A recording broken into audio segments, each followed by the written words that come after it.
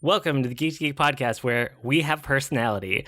I'm Void, and I'm here with my co-host Beej. Everybody knows I got personality. Yeah, we already knew that. Today we are talking about personality tests because I wanted to, basically. That's my excuse. Like, this has been on our list for a long time, and we always end up pushing it back, so I'm glad to finally get to it. It's time, yeah. Basically, I'm a psych minor, and I geek out about this kind of thing, so that's what this show is for. And It's time today. We're not going to go super deep on any one, but I just wanted to talk about it because, I love psychology, and what I didn't realize at the time, getting a degree in mass communications and a minor in psychology, was how these two would actually come together in my professional world, because I needed something different than my major for my minor, which is, I think I mentioned in the past, maybe even the other week, about I didn't want to do film studies because it was too close. Yeah. So I picked something totally different. And I was like, what do I like? What am I interested in? What's something that doesn't have to apply to my future career? And it was psychology, because I just like psychology. And now I'm in marketing, which is the exact middle ground between media and psychology. Yeah. So I guess I was working towards it without ever realizing it. And I was going to be a psychology major when I went to college, that I really, really, really wanted to be a therapist. And I got into my classes and didn't like it. I didn't like the actual classwork, and I figured I shouldn't do it if I absolutely hated that, and ended up doing a lot of psychoanalytic theory in my English degree. So I kept the same kind of ideas that I was really interested in and just shifted it into a different discipline. Yeah, I always like the theory, and I like the science, and I like everything except running the experiments, basically. Yeah, I'd hate that. And I didn't really want to be a therapist ever, so that's why it was no, this is a great minor for me, but it's not what I want to do with my career. But the thing that I liked the most in psychology was the psychology of personality. There are a lot of other subsets I really like too, which maybe we'll talk about in the future. But personality is it's something that's always been interesting to me.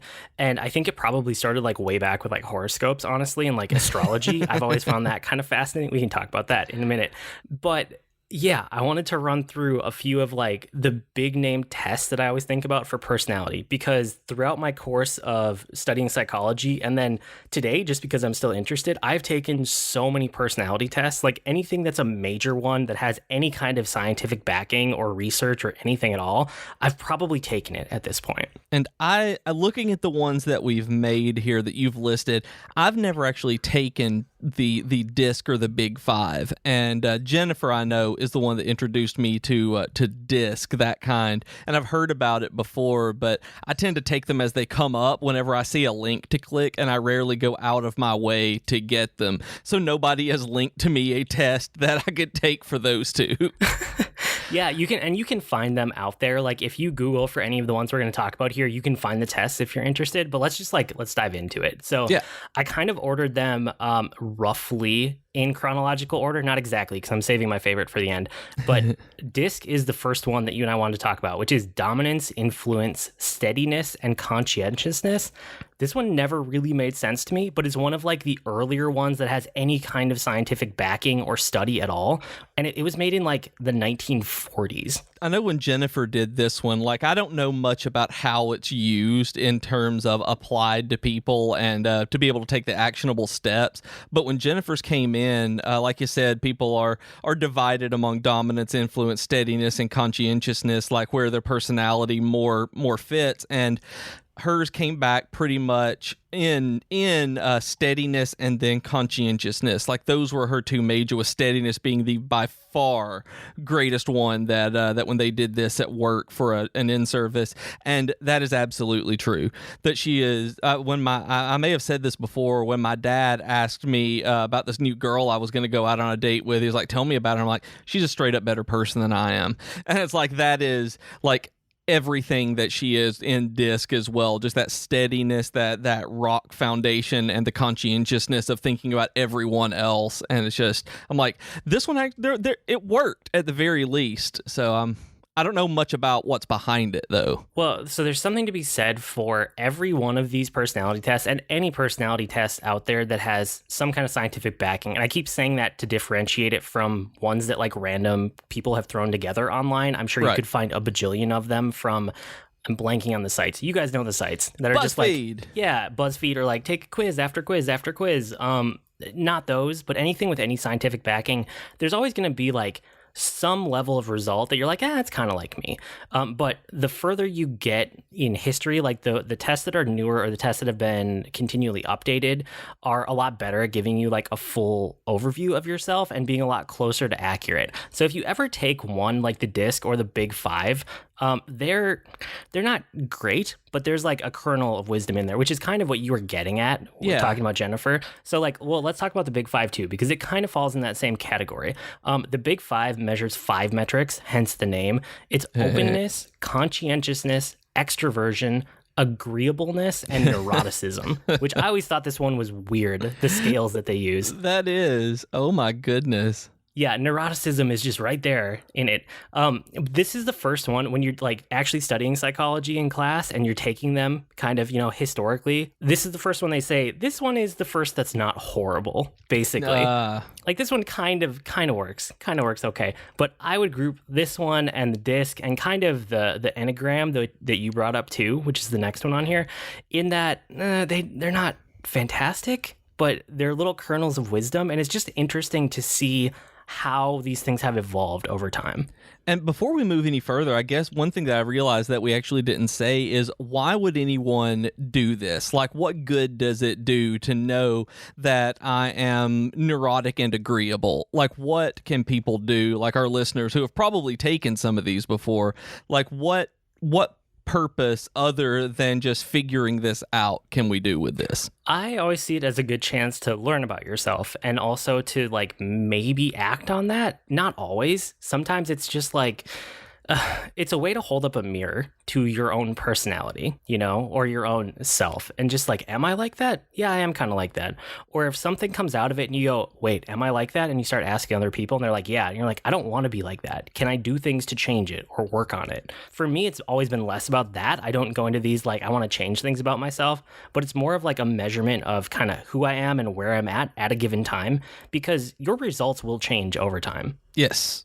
And that's something I'm going to talk about a little bit later, but yeah, absolutely. Mine has changed. Like, I know that I've changed into having a lot more extroversion than I used to. Yeah, it's interesting to see how you change over time. So Enneagram, I know you wanted to mention, it's not one of my favorites, but it's from like the 1970s and 80s, and you said that someone uses this one, right? Yeah, my cousin is a former pastor. He went to seminary, very, very, very humanitarian guy, super compassionate, just loves everybody. And we were talking, and he's moved out of the ministry now and is an executive coach. And so as I was talking to him about all of this, he keeps bringing up the Enneagram, this one. And he said that it's his favorite type to use. He starts out with all of his clients with this just to get a baseline of who they are, like just knowing like they have a foundational personality that he can probably approach in a particular way. And so I can't remember. It uses a scale of 1 to 9, and he's a 9. And right now, while I'm saying this, I can't remember what the 9 is. I'm going to Google it really quick. He's the mediator. And so when looking back at somebody who has been in the ministry and is wanting to coach and help people, that's really spot on. And so we talked a lot, and because of my experience with helping people at the Learning Center and kind of being this not quite counselor, but this crying shoulder for them, we actually thought that I would probably be a 9 as well. And when I took multiple tests, they all came back with me being a 4 and then having like a sub-wing, a wing as they call it, of a 3, which turned out that when you look is the individualist is the type 4, and then the achiever is what the wing of 3 is. And it's not as though, like, reading into it, it's like, I am not an individualist. It's like, I am not, like, I don't care just about me over anybody else, but that's not what it is. It was the when you look at it, it's talking about how the individualist is somebody who doesn't necessarily go along with trends, that they're a person who kind of does what they want to do, and they're stuck in their ways in a lot of ways, and just kind of doesn't necessarily want to go with the status quo. And I'm like, yeah, I kind of hate the man. And the way I look at everything, even politically, that's kind of the way I am. And it doesn't mean I'm not compassionate, but it just means in terms of convention. And then the wing of three with the achiever is like, yeah, I want my gold star. It's like, well, I go out and do that. It's a good note too that like every one of these uses different terminologies, and you can never just take like the high level label and assume that you know what it means. You always need to read like the paragraph or two summary, even if you don't do a deep dive, right? If they have a whole book written about it, you don't need to read the whole book to understand, but there's always some kind of summary about the title that they've given you or the classification that they've given you, and that summary is 100% always worth reading, because the label, it might not be what you initially think that it means at first glance. Yeah, because there are a couple like this, like the Individualist, where I just looked at initially and I'm like, really? Me? I love people, but that's not what it's talking about. So once you get in, like you said, a little bit deeper, it's like, oh yeah, that is kind of my personality, isn't it? Yeah, it's fascinating. So that gets us to the 90s and into the 2000s. And I know we're going fast here, but I wanted to get to these last two that I saved. So StrengthsFinder is the first one that I would actually like recommend that you can use in different settings. It's not constantly updated, but it's updated every few years. So there's always like the newest edition of StrengthsFinder out. And StrengthsFinder is really about, they rate you on a ton of stuff, but it's about work. It's like, how do you function in a work or school environment? It kind of goes hand in hand, but it's not trying to give you a comprehensive look at you as a person.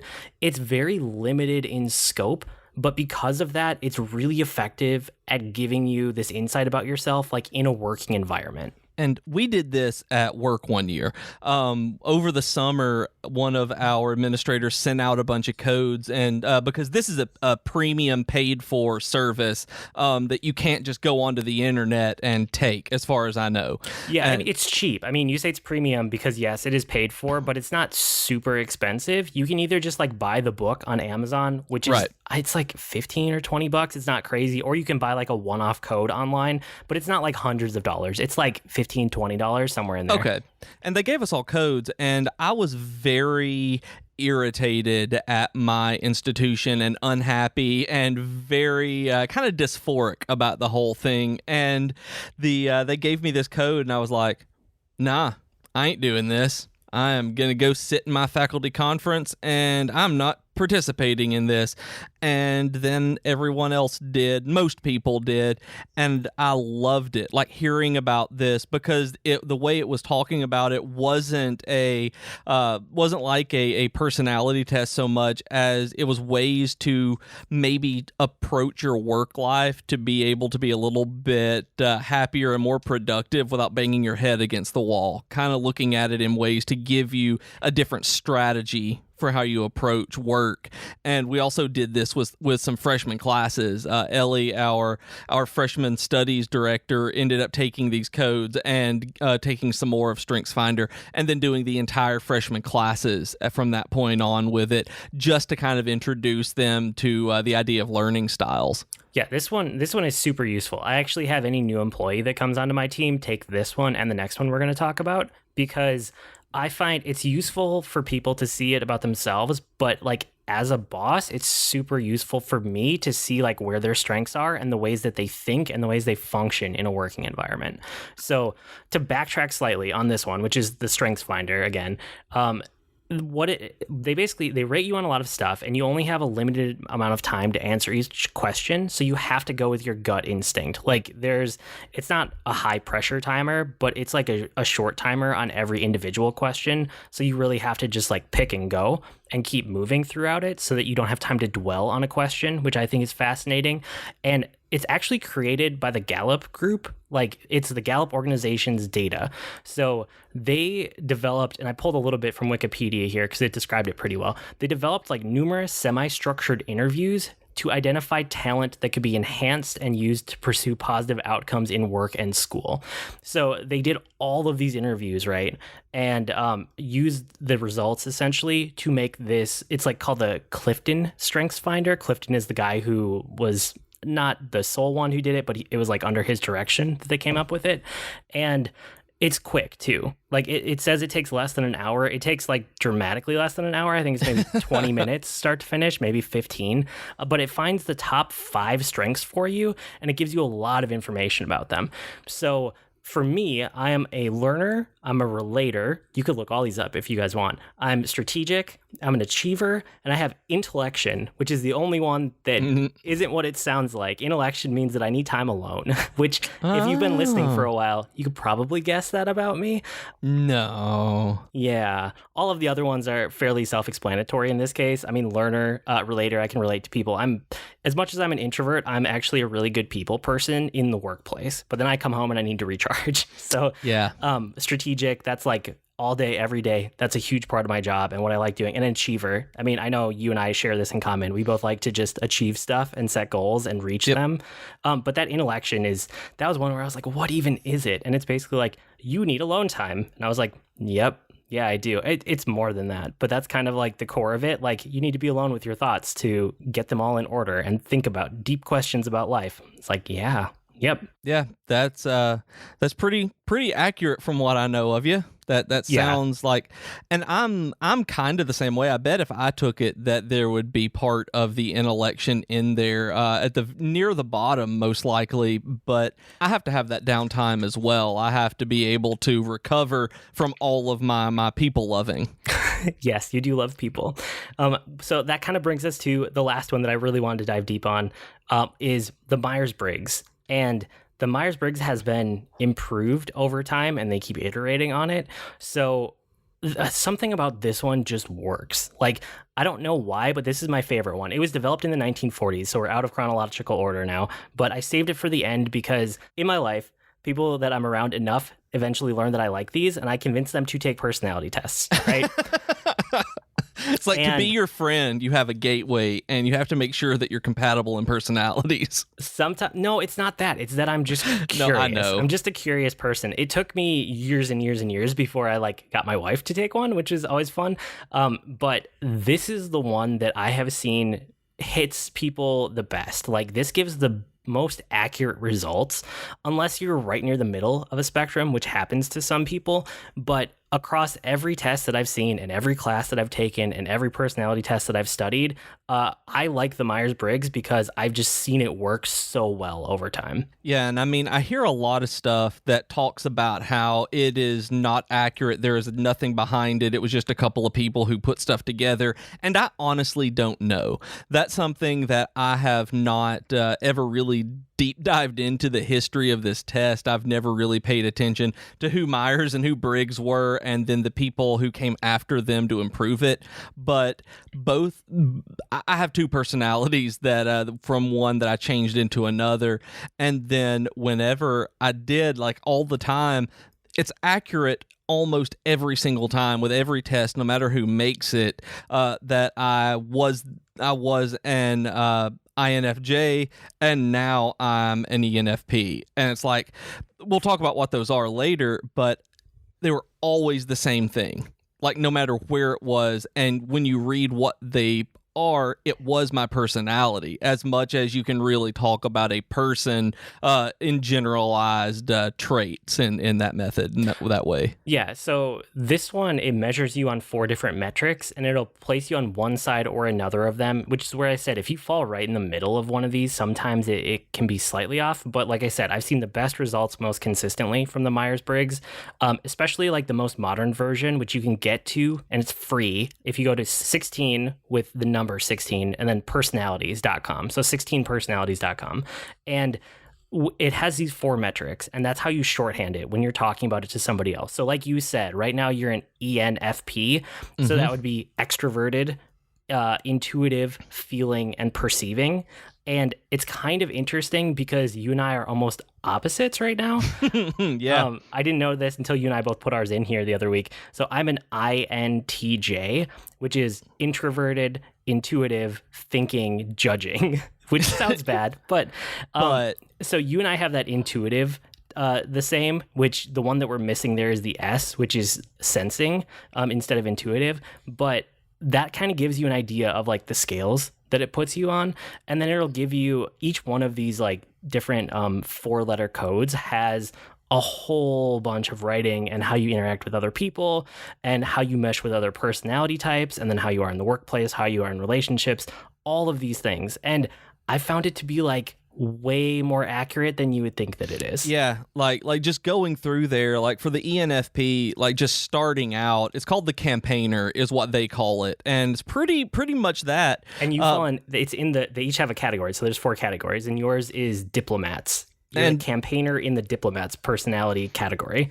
Okay, I actually didn't know they had broken it down into the diplomats and stuff. I'm gonna have to poke around even more for that. Yeah, but so I fall into analyst. There's 4 analysts. There's 4 diplomats. There's 4 of the other 2, which I'm blanking off the top of my head.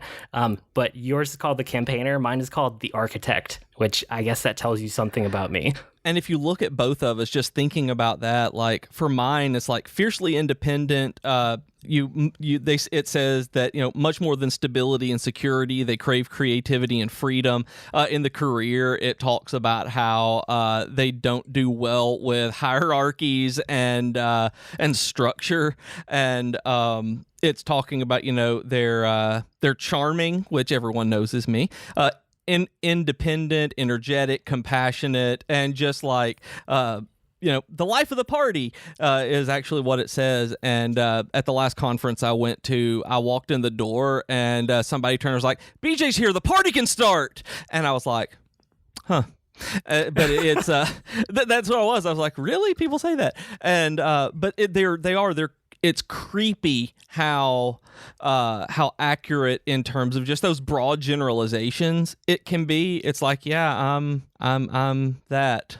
I hate structure and hierarchy more than anything, more specifically hierarchy. I've butted my head up against hierarchy more than most people probably have. Like, I really push against it professionally. Yeah, and mine is all about sitting back and analyzing systems and then making them work well, and like getting my hands in, which if you've heard me talk about games and why I like systems, like, yeah, that's how my brain works. I need the wide angle view, and then I can work super effectively in whatever my niche is within that giant picture, basically.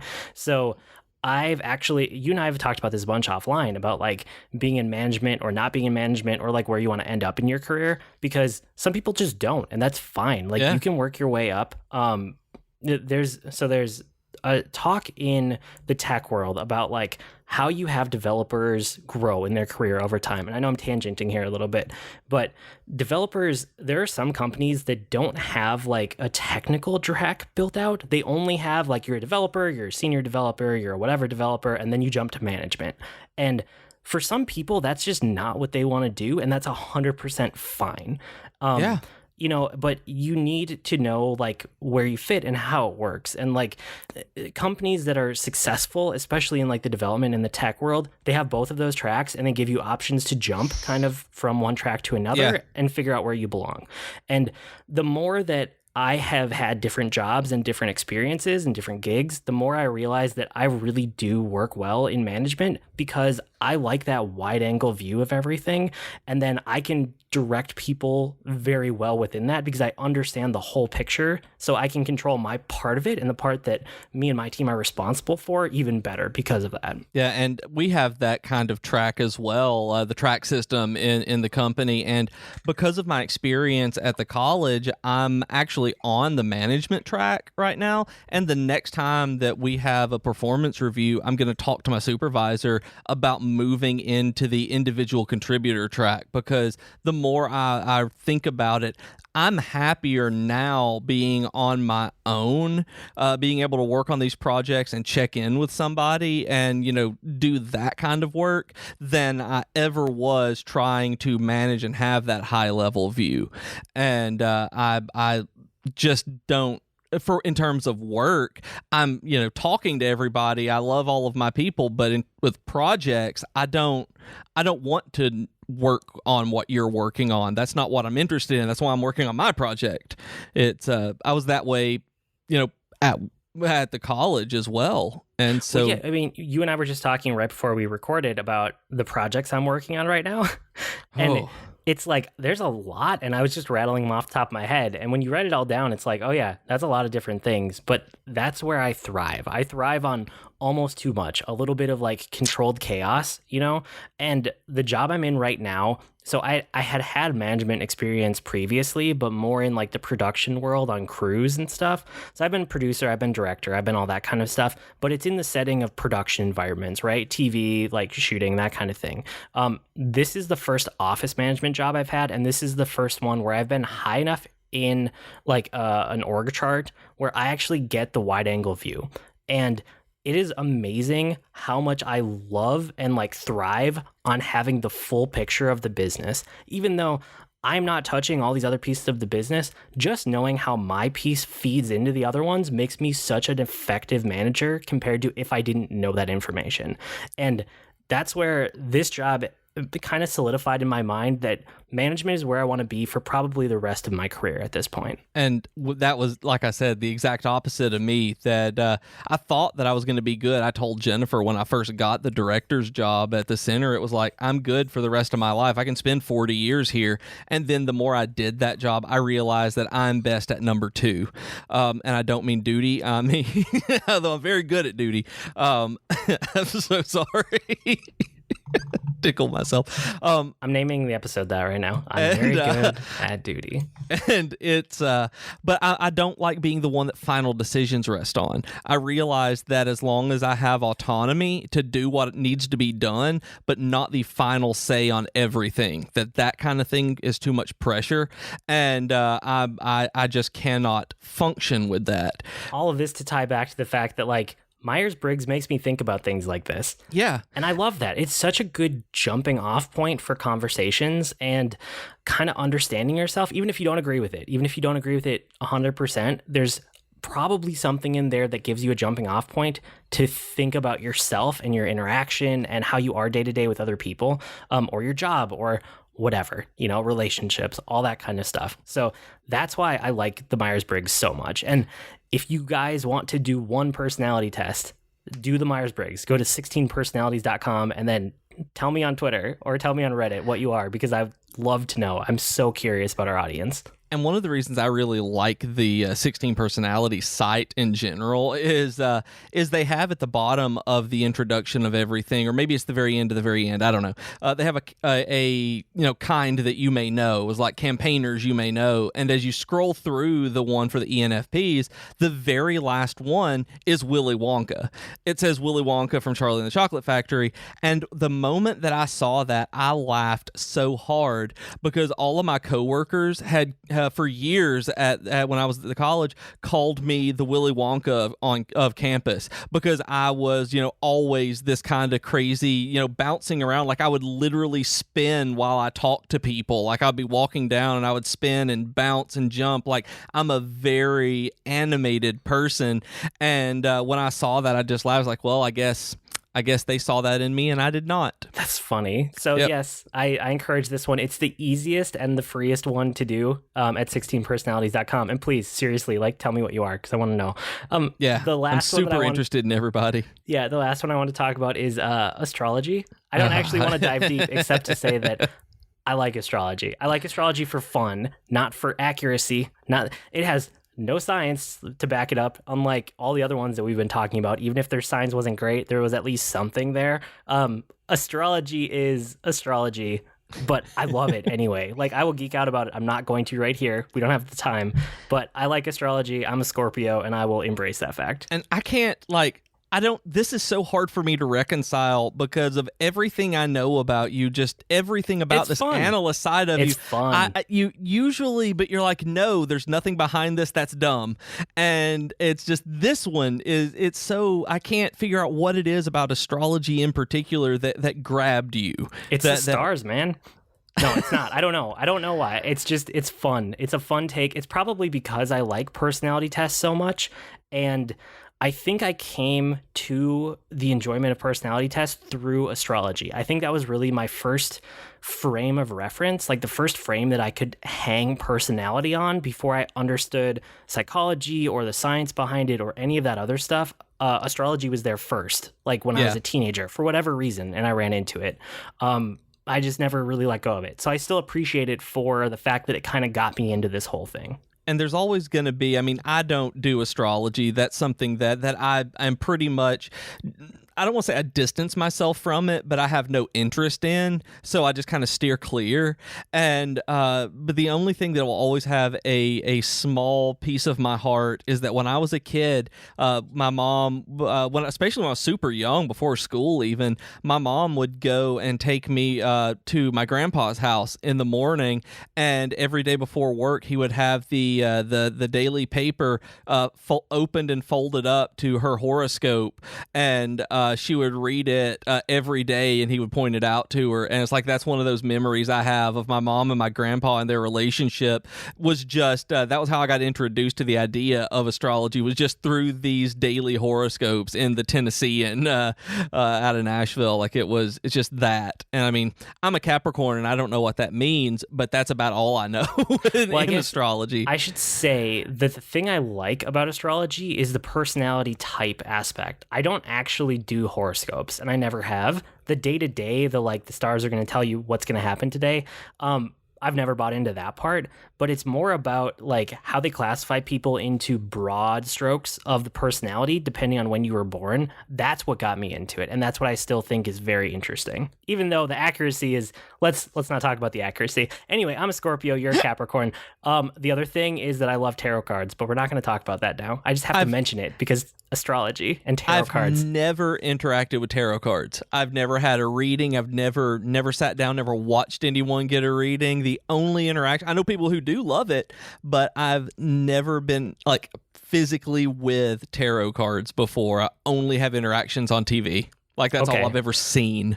Well, whenever you and I end up getting together, or if we have a Geek to Geek con, tarot cards are going to be there then, I suppose. Right, fair enough. Cool. So do you read them? I'm curious. Do you read them or have anyone do it, or do you just know people and have that done? I don't have it done often, but every once in a while, if I'm out and I see one, I'm like, yeah, I'll waste $30. This will be fun. And I'll do that.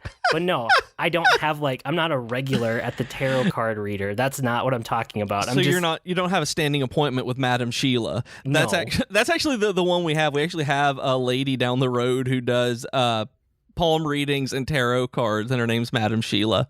We have one in Uptown. I don't remember what they're called, but every time I walk by, I'm like, do I want to today? Yeah, maybe. But when I say every time I walk by, it's like once every couple years. So no, I don't have a standing appointment. So all of that to say, I really like personality tests, as you can probably tell by now. I think the Meyers-Briggs and the StrengthsFinder are actually very useful and actionable, and I encourage Meyers-Briggs if you're at all interested in anything we've talked about. Yeah, that's probably it for the main topic this week. Why don't you talk about Patreon for a bit? So if you've done this, if you've listened and you've gone and done a personality test, and any of your stuff came back as generous, maybe you should go to patreon.com/geek2geekcast and consider supporting the show. And even if yours came back as not generous, you should still consider going to patreon.com/geek2geekcast and supporting the show. We have some cool stuff, and I will give you a hug if I ever see you in person. That is actually written down there, so you want it. It is. It's in writing. I forgot about that. It is. I will hug you. Geek to GeekCon, you're getting hugs. Okay, on the network this week, Geekitude, they did that deep dive into The Last Jedi, so that was kind of last week and kind of this week too, because their episode came out late. But it was super interesting, and now I really want to read the article that they talked about, or the essay, I guess it is. So I have that on my to-do to get around to. And then Tea Time with Katie and Chelsea talked about Legends of Tomorrow. It was Chelsea with her husband on, and they were kind of doing a deep dive into Legends of Tomorrow, the show. So that was fascinating as well. Oh, wow. I completely missed that one was out. Yeah, they're both good. With that, it's time for Weekly Geekery, where we share what we've been geeking out about this week.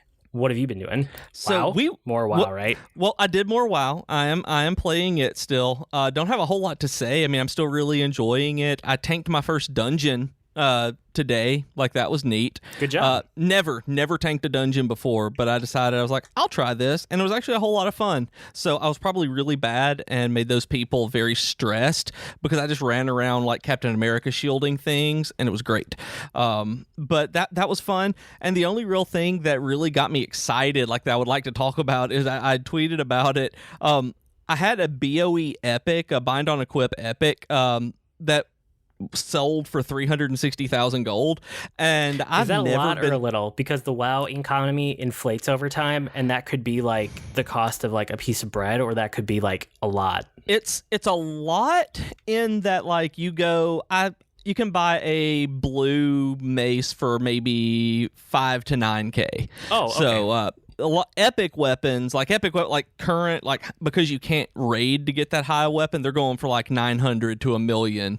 But 360 was for a pair of leather gloves was a lot for me. I've never had more than like 30K at a time. I spend a lot of money. I don't care about making it. And this is probably more money than I've ever had combined in the previous 14 years of playing this game. So it's a lot of money for me. And it's like, it feels weird because in game, I'm now set up. Like, I can do anything I want to do and not really worry about running out of money. Like, I wanted to get up to where I could run heroics. And so I just went to the auction house and bought a couple of pieces that bumped my item level up, just those couple points that I needed, instead of doing a couple of extra, normal dungeons and hoping for a drop. Just small things that I could do. It's like, yeah, I like that, because I was able to get just a random drop and sell it for enough that I'll never get that lucky again. Cool. But I was super happy to be. Good sell. I'm rich now, and it's great. And then last week we went to see not last week, this week I guess, we went to see Crazy Rich Asians, and it's so good. Like, I want to see it again because I loved it so much that every person in it is just about perfectly cast. They did such a magnificent job of putting it together, and it's a romantic comedy, but at the same time it hits against a lot of the tropes that are in romantic comedies. Like, the couple is already together at the start, so you don't have this meet cute and then the people falling in love in like 30 seconds and then getting married with a show-stopping like proclamation of love on a bridge where traffic stops for you. Like, it broke away from that kind of rom-com, and it's very emotional, really. Like, I cared about these people, and Candace Wu, the protagonist, is just fantastic. That she is great, and I've been a fan of hers since I saw the first episode of Fresh Off the Boat, the TV show. And she's great. Like, I want to watch this again because of her and other people that I knew. That one of the characters from Ocean's 8 is in there as well. And it's just lovely. And I want to go back and start rewatching Fresh Off the Boat and actually finish up through where we left off. Like, it's great because I've heard nothing but good things about it. And I mean, Katie and Chelsea did a whole episode on it. Have you listened to that yet? No, I haven't listened to it yet. You should go back and listen to that. But I'm gonna listen to the audiobook of it soon. I have an Audible credit, so I'm gonna get the book of this and listen to it. And it's just really good. And it made me and Jennifer, it made us realize that when we went there, that we don't see a lot of grown-up movies. And I say that with air quotes, whereas we don't see a lot of like non-blockbustery movies where like the theaters are packed. Jurassic Park, Marvel, MCU movies. Like, we were talking on either Discord or Slack, and I don't remember which one, about how many non-Disney owned property movies that we've seen in the theaters in so long. And so many people, myself included, have only seen like the big ones with Star Wars and the MCU, or a Pixar movie or something like that, and don't really have time or money to go see the other movies that we would want to see. And so Jennifer and I realized that it's been so long, like maybe like 6 months, and before that, goodness knows how long, since we actually went and saw a movie that wasn't aimed at that particular demographic. And like, we saw Lady Bird in December, I think, and a couple movies like that, and brilliant. We always love doing it. We always love when we go to a movie that's not a blockbuster, that's just something else, and we want to start doing that again. We want to make a point to go see things that aren't like the MCU, and we love those, don't get me wrong, but we realize that that's taking over a lot of something that we love, and we want to embrace what we also used to do and kind of got out of. Yeah, that's cool. So, I mean, a lot of, you know that book I mentioned, the one I always forget what it's called? Yeah, it's like the big picture, the fight for the future of movies. That sounds about right. they talk about that a lot, how like the non-blockbuster movies are going away more and more. Yeah. So I would love to have more time to go to the theater too. I just can't with the age my kids are. Once they're out of the house, I will probably be seeing astronomically more movies than I'm seeing right now in theaters. So I want to see Crazy Rich Asians. It sounds really good, and everything I've heard is good about it. I just don't know when I'm going to have time. It might have to be when it comes out at home. Yeah, I mean, it wasn't a movie that I really thought, hey, I have to go to the theater and see this. But when I did, like I'd heard so many good things about it. When we did, I'm so glad that we did, because it is one of the best movies I've seen in a long time. And it was just nice to go see something in the theater and it be nice, I guess is the best way to put it. It's like it was just a nice experience, and I want more of those. That's good. Well, I don't have a super happy nice thing for my geekery. I did a deep dive into World War One, which honestly, out of all the wars that you could be in, this is probably the one you want to be in the least. It's not good. It's super fascinating, and that's why I dove into it. And I know I talked about like kind of looking more into history. So I read my first history book since school. And I actually don't think I did any history in college, so probably since high school, honestly. So I read The Guns of August, which is about the lead up and the breakout of World War One, and it goes through the Battle of the Marne, or to the beginning of the Battle of the Marne, basically. And it is a deep dive into 1914, which is the year where like all of the things happen. After that, the war kind of stalls out, and then you get what you think of as trench warfare for the next 4-ish years or so until the end of the war. August and the first part of September is what this book focuses on in 1914. And it's about all of the rulers, all of the countries, all of the like positioning and kind of like mental space that all of these countries and rulers are at before World War One, and how they were basically all spoiling for war anyway, especially like Germany and France kind of looking at each other like whenever the war kicks off. It wasn't an if so much as a when, which is interesting because I always think about it as like Austria, Hungary, Franz Ferdinand type of thing kicked off the war. But that was more of an excuse than anything else, which was fascinating for me to read about. So this is it dives deep into how Germany basically almost won within the first month of the war. And it's crazy. It's crazy how close they got to Paris. It's crazy how like slight changes to the plan would have basically made them win the war like right away in the first 30, 60 days. It's about the French's plan and the German plan before the war ever kicked off, because they had years where they kind of knew it was coming and they each had a plan for what they were going to do. It's just super fascinating. So it's not a great book. Like the writing is a little bit dry for me. I wish it was told more like, and this is really what I'm looking for, is like hardcore history. Like hardcore history is what kicked off my modern interest in history. I want to find books written the way that Dan Carlin talks about history on that show. And this is not that. This is a lot drier. This was done in like the 60s, I think is when it was written. So man. I think I need to find a more modern history book as I move over to World War II soon. But I'm glad that I read this one once. I don't think I'll reread it. So that was interesting. And then I went over to Netflix and I was like, what can I watch about World War One kind of before I make the move to World War II? And I've been watching, well, I finished. It's called Our World War. And I've seen that on there. I haven't watched it, but I've seen it popping up. I've seen it pop up in the documentary section a lot. It's good. It's World War One vignettes through the eyes of British soldiers, basically. So the Our World War, like it's made by the BBC. So it's, from the British point of view.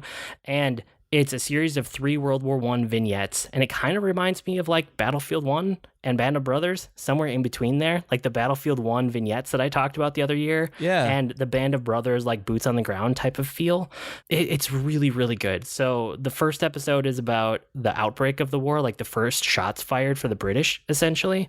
And then the second episode is more about kind of the trench warfare, and after the army started getting depleted, how they were encouraging citizens to join up. So they got all these volunteers through this PALS program where you could sign up with people from your neighborhood or your work or your school or whatever, and you could be guaranteed that you would go together and stay with them. So that one's about the PALS system, which is interesting, but also horrible, because if you get killed as a unit, then your city or your town or your workplace gets wiped off the map, basically. Goodness. It's bad. And then the third episode is about tank warfare and how it's brand new, but what it was like to be on a tank crew on like the very, very first tanks on the battlefield ever. And it has like the first tank battle of history, essentially. And it was good. So I can recommend Our World War. If you're interested about World War I, go watch that, or listen to Blueprint for Armageddon, which is the series that Dan Carlin on Hardcore History did about World War I. Those are two really good jumping on points. Don't start with the Guns of August. I'm glad I read it, but I can't recommend that one very highly. I understand. Anything that's written back then, and I'm not saying that in a really negative way, but the pacing of books, especially nonfiction, was very different in the 60s. Yeah, so it's fascinating. I'm going to keep moving forward, and I'm probably going to re-listen to Blueprint for Armageddon, because it might be my favorite work of what would it be? It's not historical fiction. It's just history of like nonfiction history. Yeah, I guess nonfiction history. Probably my favorite work of nonfiction history ever is Blueprint for Armageddon. So I'm probably going to re-listen to that and then move on to World War II pretty soon. Nice. Yeah, is it nice? It's interesting. It's interesting. That's what I was going to say. It's not really nice, but yeah, it's. I'm glad that you found something that you like, even though if I were to get in, I can't see myself getting into that, because it would just put me in such a bad state of mind. Yeah, I'm not going to linger in war for a long time, but my mind is in the right spot to learn about it right now. So I'm going to keep diving deeper. That's probably about it for this week. You can write to us with comments, suggestions, feedback, or your personality types. Our email address is geek2geekcast@gmail.com, or reach us on Twitter @geek2geekcast. We also have longer discussion threads on the subreddit at reddit.com/r/geek2geekcast. We also have some great discussions on Slack and Discord, and you can go to either discord.geek2geekcast.com or slack.geek2geekcast.com, and you can come hang out with us. And like we said earlier, we're part of a podcast network, so check out our shows at, guess it, geek2geekcast.com. I blog at agreenmushroom.com, and you can find me at grnmushroom. That's green mushroom without the E's on Twitter. And I'm on Twitter as @Professor Beej. That's Beej with 2 E's. And I blog at geekfitness.net. We've been Void and Beej with your Geek to Geek podcast. That'll do it for this week. See you next week, geeks. Bye, geeks. I want to know your personalities.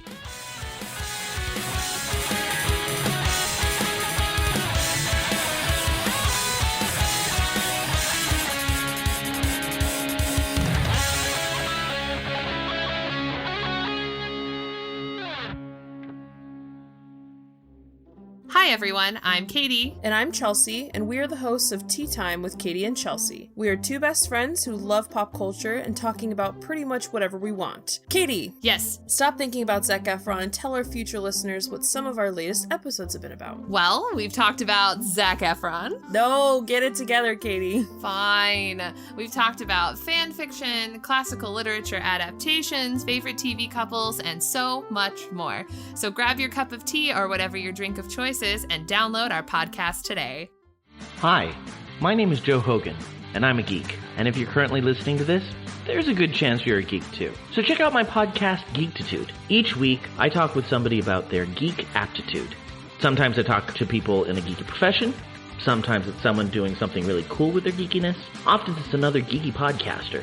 But it's always someone who wants to share their inner geek. So join me each week as we come together to geek out about all the geeky stuff we love. And remember, this week, keep it geek.